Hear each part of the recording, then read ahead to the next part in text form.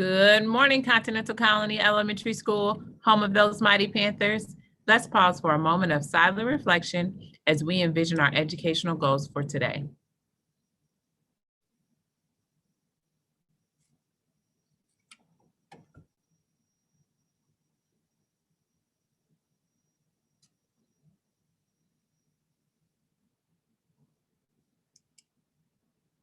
I pledge allegiance to the flag of the United States of America and to the republic for which it stands, one nation, under God, indivisible, with liberty and justice for all.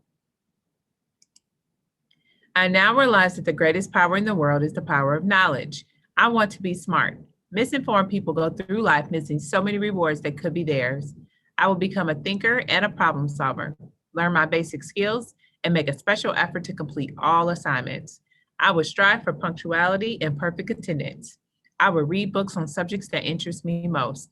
I will also read books and articles on other subjects to broaden my awareness of what is happening in the world around me. I will respect the rights of others and display exemplary conduct at all times. I will embrace the positive philosophy of my school. I believe in myself. I can do anything if I try hard enough. I pledge this to my family, my school, and everyone who is trying to help me succeed. Most importantly, I pledge this to myself.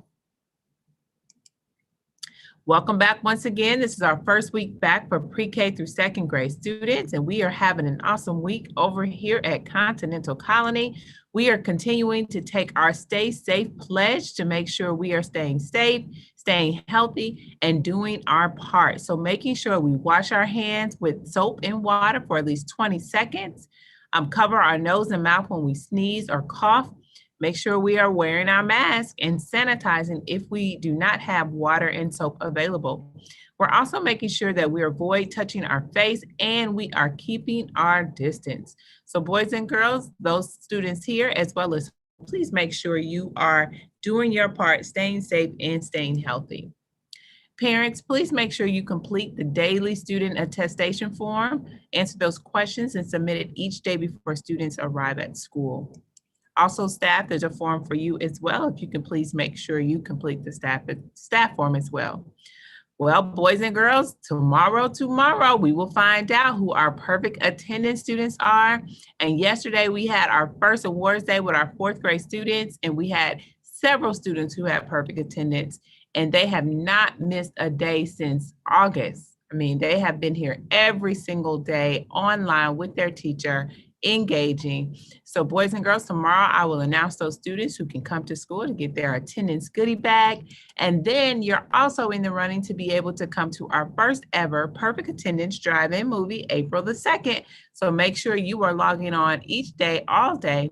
And we do have a new schedule. So make sure you're logging on by 8 o'clock. Also, this Friday, we will have our first Zoom movie for the house with the best attendance, as well as those students representing their house. So make sure tomorrow, communicators you have on yellow, inquirers orange, house and knowledgeable, house and knowledgeable, we're gonna wear our green. Principal, wear your purple, risk takers, your red, and thinkers, your blue. So let's rep our house tomorrow, and tomorrow afternoon, Ms. Mitchell will announce the house that will be able to come to the Zoom movie, and you will receive a link for that movie. Yesterday, we had an awesome representation of Continental Colony at the Helen Ruffin Reading Bowl. Our boys and girls, they were staying on top throughout the Helen Ruffin Reading Bowl. We did not come in first place, but our boys and girls did a show up job. They were hitting those buzzers. They were responding to those questions. We are so proud of you. And it was a long day for them, boys and girls. It was like 6 rounds of questions. And I mean, by 2 o'clock, they were just now getting to that third round. So pause up. Thanks for persevering all day, answering those questions. We are so proud of you. And I will be at your meeting on Friday for a special treat. Also, make sure you log all those minutes in Race to Read, and pause up to our first grade students for leading the pack. And today we will have goal setting in Miss Foster's class. So we will be in Miss Foster's class at 9 o'clock. our fourth grade boys and girls. This is our first day setting goals for fourth grade, so we can't wait to see you. Yesterday, I know at the Awards Day, we talked about coming up with a plan. So today we will do that for Ms. Foster's class. Tomorrow, Ms. Greer's class at noon. And Tuesday, February 2nd, Ms. Miller's class at 9 o'clock. And parents and students, you will receive a screenshot of your goals to remind yourself of your goals each and every day. Yesterday, I know you worked on your playlist. I know you went through those videos, those practice opportunities, and you completed your evidence of learning. Boys and girls, please, please, please, it is very imperative that you do not skip the learn about it and practice opportunities. I think some of you are heading to the evidence of learning and you may not get as great as a grade that you want because you may not fully understand that material yet. So make sure if there's questions that even if you go to the evidence of learning, there's questions you don't understand, just stop. You don't have to submit it. Go back to the learn about it and the practice opportunities. Give yourself some more practice because remember, it's not due till Friday. So don't rush through. Make sure you're taking your time. And I know yesterday you were on iReady. I can't wait to announce those new superstars next week. But until then, let's give pause up to our iReady reading families again. Giles family, the Intico family, Chad Berry in 2nd grade, the Neal family in 3rd grade, the Lee family in 4th grade, and the Sisso family in 5th grade. What about those knowledgeable iReady math superstars? The Betancourt family in kindergarten, the Bolden family in 1st grade, Chad Berry once again in 2nd grade, the Leggett family in 3rd grade, the Lee family once again in 4th grade, and the Patterson family in 5th grade. So pause up to those boys and girls that are iReady superstars. Well, today is Thankful Thursday, and we're focusing on relationship skills, developing and cultivating collaborative relationships within and outside of our peer group to build personal and classroom communities. And remember, we talked about cultivating relationships with everybody, people that look like you, people that don't look like you, people have different perspectives. That is very important. We are cultivating those relationships to build personal and classroom communities and our community as a whole. Our morning motivator today is have courage and be kind. Remember, our SEL theme for this month is courage. So again, have courage and be kind. Remember, courage is doing the right thing when everybody around you may be doing wrong. Why do you think it takes courage to be kind? Can you think of a time kindness took courage for you? Think about that. Can you think of a time kindness took courage for you? So let's do a quick check-in. Think about how you're feeling right now. Choose one of those emojis to represent how you feel.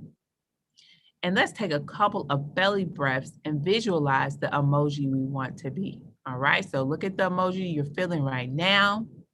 Let's take a few belly breaths. Think about the one you want to be. So a deep, slow breath in through the nose and out through the mouth. Take another deep breath in through the nose and out through the mouth. One last deep breath in through the nose and out through the mouth. So hopefully you're on your way to that emoji you want to feel. And our closing thought is helping ourselves by noticing how we feel, and breathing is an act of kindness. You're being kind to yourself. Helping a friend is an act of kindness. But helping a friend when they are being picked on or being kind, even when you feel frustrated or angry, is an act of courage. So be courageous with your kindness today.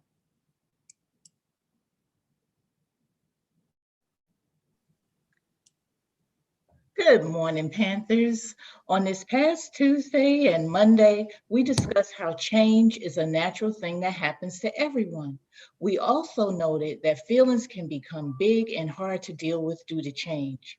It is important to identify interventions or tools that can help us cope. Making a toolbox can be very, very helpful. It allows us a special place to store interventions and items that help us cope with big feelings. You can make your own toolbox during asynchronous Wednesdays starting next week after you finish your evidence of learning. But like Dr. Vaughn said, don't rush through that evidence of learning. If you don't remember or you're not quite sure, go back to the learn about it, then click on the right answer. Don't forget to practice your iReady reading and math as well. You will need the following items to make a toolbox. Remember I said you can use an empty shoe box or an empty cereal box, a glue stick or some glue that you already have at home. You can also use some markers or crayons, some index cards that you may have at home, a safe pair of scissors. I don't want anybody using sharp scissors. You should have some blunted scissors like this, unless your mom and dad is helping you. And if you want to use some optional stickers to decorate your box, you can do that. After your box is completed, you can begin to fill it with personalized interventions. Wow, what are you going to put inside of your box? It depends. Maybe I might put some bubbles in there. Maybe I might put, I don't know, a little squeezy ball in there to do some progressive muscle relaxation. All of these little items you can find from the dollar store, or you might just have these items lying around in your home. But don't worry, if you don't know how to do it, I will show you how to do it step by step. For now, let's listen together so we can learn about the groups of interventions or tools that we can use.